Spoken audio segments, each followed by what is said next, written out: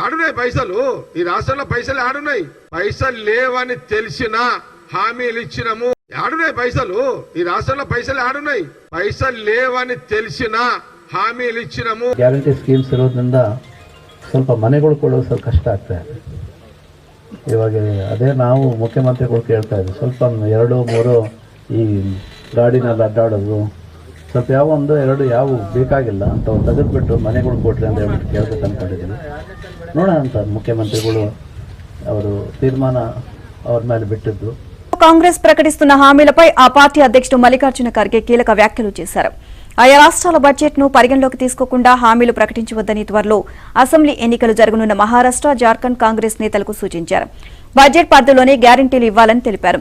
రాష్ట్ర బడ్జెట్లో సరిపోయే హామీలే ఇవ్వాలి అన్నారు. లేకుంటే రాష్ట్రం దివాలా తీసే పరిస్థితులు వస్తాయని హెచ్చరించారు.